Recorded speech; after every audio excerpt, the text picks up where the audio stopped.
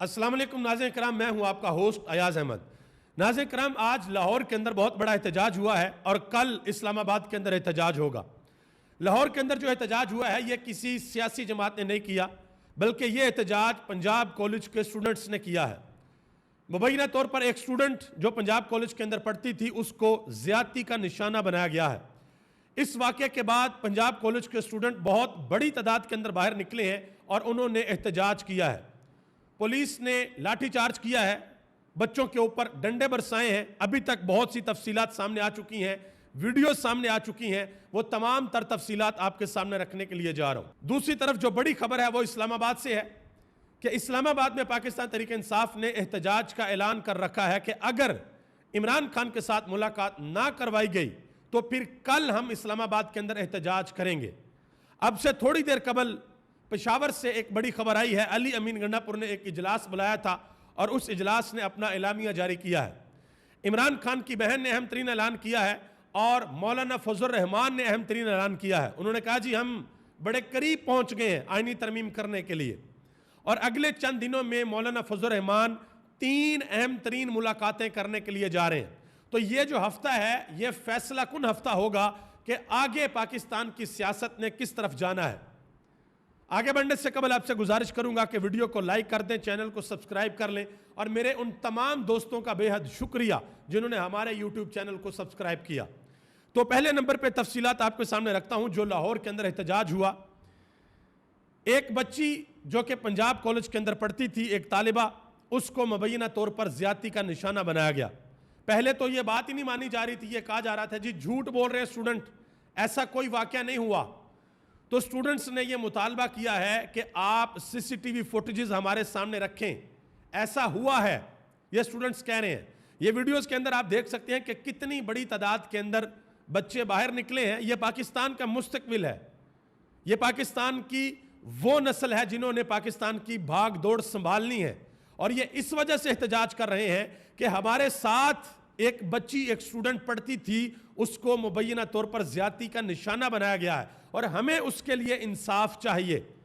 ابھی تک جو نام سامنے آ رہا ہے وہ نام ہے جی گارڈز نے زیادتی کی ہے، لیکن بہت سے بچے کہہ رہے ہیں کہ اس کے پیچھے بہت بڑے بڑے نام ہیں۔ جو سی سی ٹی وی کیمرے تھے وہ بھی ہٹا دیے گئے ہیں، اور آپ اندازہ لگائیں کہ یہ وہ پنجاب ہے کہ جہاں کی وزیر اعلیٰ بھی ایک خاتون ہے اور جہاں کے نظام انصاف کی جو ہیڈ ہیں وہ بھی ایک خاتون ہے، لاہور ہائی کورٹ کی چیف جسٹس۔ اور وزیر اعلیٰ پنجاب کے دفتر سے اس کیمپس کا فاصلہ 15 منٹ کا ہے جہاں پر یہ واقعہ ہوا ہے۔ آپ یہ دیکھ سکتے ہیں ویڈیوز کے اندر کہ کتنی بڑی تعداد کے اندر طلباء نکلے ہیں اور نکل کر انہوں نے احتجاج کیا ہے۔ ایک اسٹوڈنٹ نے انٹرویو دیا شاکر محمود عوان کو، اس نے کہا کہ جس بچی کے ساتھ زیادتی ہوئی ہے وہ پچھلے 5 دن سے آئی سی یو کے اندر ہے، اور یہ انتظامیہ جھوٹ بول رہی ہے کہ کوئی واقعہ ہوا ہی نہیں ہے۔ انہوں نے کہا کہ انہوں نے ابھی بھی کچھ بچیوں کو کیمپس کے اندر قید رکھا ہوا ہے، ان کو باہر نہیں آنے دے رہے کہ وہ آ کر حقیقت بتائیں گی۔ مزید اسٹوڈنٹس نے کہا کہ آج ہماری جونیئر کے ساتھ یہ ظلم ہوا ہے، کل کو ہم میں سے کوئی ایک ہو سکتی ہے، آج ہم اپنے لیے نکلی ہیں، ہم یہ کسی صورت برداشت نہیں کر سکتے۔ یہ آپ تصویر دیکھیں کہ جو بچے باہر نکلے، جو بچیاں باہر نکلیں جنہوں نے احتجاج کیا، پولیس نے لاٹھی چارج کیا، کچھ بچے زخمی بھی ہوئے اور وہ ہسپتال پہنچے۔ اور بچوں نے یہاں تک کہا، انہوں نے کہا جی جب سال شروع ہوتا ہے تو ہم سے پیسے لیے جاتے ہیں کہ جی ہم نے آپ کی حفاظت کرنی ہے، آپ کے لیے گارڈز رکھنے ہیں، ہمیں پیسے دیں۔ تو بچوں نے سوال پوچھا کہ کیا اس طریقے سے ہماری حفاظت کی جا رہی ہے؟ اور پھر آپ کو پتہ ہے کہ سوشل میڈیا کا زمانہ ہے، بچوں نے ہر چیز سوشل میڈیا کے اوپر ڈال دی۔ ایک طالب علم نے سوشل میڈیا کے اوپر لکھا کہ ایک ڈی ایس پی وہاں پر موجود تھے اور ڈی ایس پی نے کہا کہ اپنی اپنی کلاسوں کے اندر چلے جائیں، کہیں ایک اور واقعہ نہ ہو جائے۔ تو وہاں پر ایک اسٹوڈنٹ نے کہا کہ اگر آپ کی بیٹی ہوتی تو کیا پھر بھی آپ ایسا ہی کہتے؟ تو آگے سے محترم نے کہا کہ میری بیٹی اتنی سستی نہیں ہے، بیٹیاں بیٹیاں ہوتی ہیں، بہنیں بہنیں ہوتی ہیں، اور سب کی ہوتی ہیں۔ یہ ہمیں سوچنا چاہیے اور سمجھنا چاہیے۔ حفیظ سینٹر کے بعد وہاں پر بھی اسٹوڈنٹ نے احتجاج کیا، جو بحریہ ٹاؤن کے اندر کیمپس ہے وہاں پر بھی اسٹوڈنٹس نے احتجاج کیا۔ جڑاوالا سے خبر آ رہی ہے کہ وہاں پر بھی اسٹوڈنٹس نے احتجاج کیا۔ اینکر عمران ریاض خان نے اس حوالے سے ٹویٹ کیا، انہوں نے کہا کہ انہی سے پیسہ لے کر تجوریاں بھرتے ہو اور پھر انصاف مانگنے پر انہی پر لاٹھیاں بھی برساتے ہو، کیا یہ نمک حرامی نہیں ہے؟ کہ یہی وہ بچے ہیں جن کے والدین خون پسینے کی کمائی آپ لوگوں کو دیتے ہیں اور آپ اپنی تجوریاں بھرتے ہیں، اور انہی بچوں کے اوپر آج آپ لاٹھیاں برسوا رہے ہیں پولیس سے۔ ایک سٹوڈنٹ کو کال کی پرنسپل نے، اور اس نے وہ کال بھی لیک کر دی، ڈال دی سوشل میڈیا کے اوپر۔ اس میں پرنسپل کہہ رہی ہے کہ یہ جو تم سوشل میڈیا کے اوپر ڈال رہے ہو سارا کچھ، یہ سائبر کرائم ہے، یہ کیوں تم ڈال رہی ہو؟ اور وہ ساری کی ساری کال بھی اینکر عمران ریاض خان نے اپنے ٹویٹر ہینڈل کے اوپر شیئر کر دی ہے۔ یہ آپ دیکھ سکتے ہیں کہ جو بچے ہیں وہ ہسپتال کے اندر ہیں، اور ابھی تک کی اطلاعات کے مطابق عائشہ علی بھٹا نے یہ ٹویٹ کیا ہے کہ اب تک کی اطلاعات کے مطابق پنجاب کالج کے باہر جو تصادم ہوا ہے اس میں 29 لوگ زخمی ہو چکے ہیں، جس میں طلبہ بھی ہیں اور پولیس والے بھی ہیں۔ اب آپ یہ اندازہ لگا لیں کہ اس وقت جو پریورٹیز ہیں وہ کیا ہیں، ہم کس طرف جا رہے ہیں۔ اور یہ خبر بھی آ رہی ہے کہ سوشل میڈیا پر آواز اٹھنے کے بعد پنجاب کالج کیمپس گلبرگ لاہور میں طلبہ کے ساتھ مبینہ زیادتی کے واقعہ پر پنجاب حکومت نے گلبرگ کیمپس کی رجسٹریشن معطل کر دی ہے۔ رجسٹریشن معطل نہیں کرنی، انصاف دینا ہے۔ یہ امپورٹنٹ چیز ہے کہ بچوں کو انصاف دیا جائے، یہ بڑی اہم چیز ہے۔ دیکھتے ہیں کہ انصاف دیا جاتا ہے یا نہیں دیا جاتا۔ آگے چلتے ہیں۔ پاکستان تحریک انصاف نے جو احتجاج کی کال دے رکھی ہے اسلام آباد کے اندر، اس پر ایک بہت بڑی ڈیولپمنٹ ہوئی ہے۔ خواجہ سعد رفیق صاحب نے حکومت کو مشورہ دیا ہے کہ آپ عمران خان کے ساتھ ملاقات کا اہتمام کریں، آپ ملاقات کروائیں۔ اسلام آباد کے اندر مہمان آئے ہوئے ہیں، اسلام آباد کے اندر بڑی اہم ترین کانفرنس ہونے کے لیے جا رہی ہے، لہٰذا حکومت اسلام آباد کے اندر کسی قسم کا کوئی احتجاج افورڈ نہیں کر سکتی۔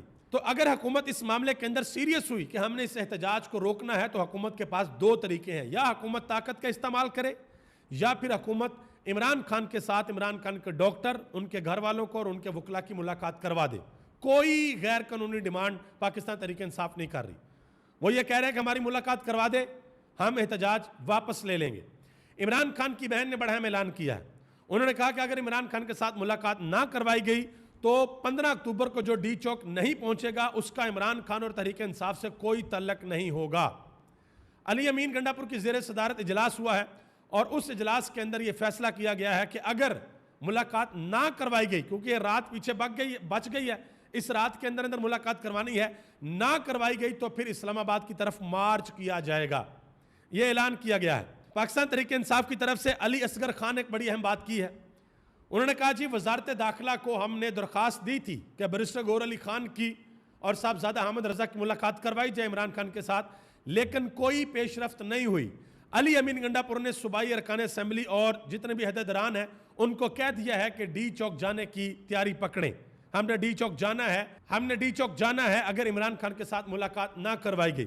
جو جرگہ ہوا اس حوالے سے علی امین گنڈا پور نے ایک بڑا اہم بیان دیا ہے، انہوں نے کہا جی صوبے کا حق مانگو، وسائل کا حق مانگو یا اپنے لوگوں کا حق مانگو تو آپ کو ظلم کا سامنا کرنا پڑے گا، اس بابت سوچنے کی ضرورت ہے، اور یہ جرگہ اسی سوچ کا نتیجہ ہے، حق کے لیے اپنا سر پھاڑیں گے یا پہاڑ چیر دیں گے۔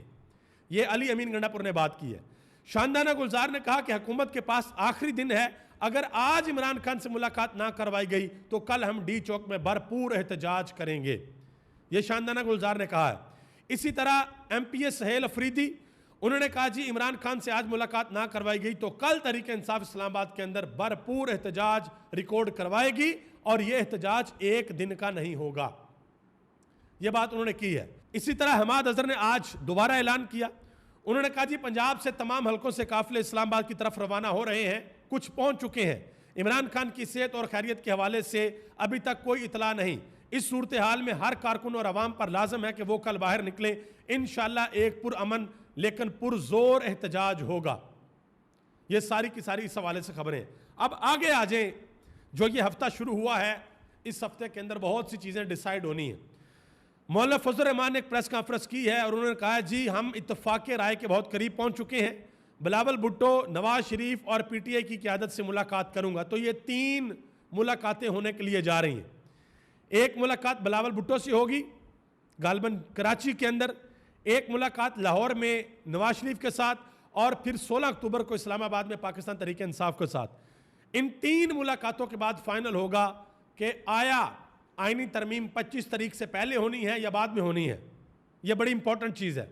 جماعت اسلامی نے ایک مطالبہ کیا ہے کہ جو نیا چیف جسٹس ہے جب تک وہ حلف نہیں لیتا اس وقت تک آئینی ترمیم نہ کی جائے۔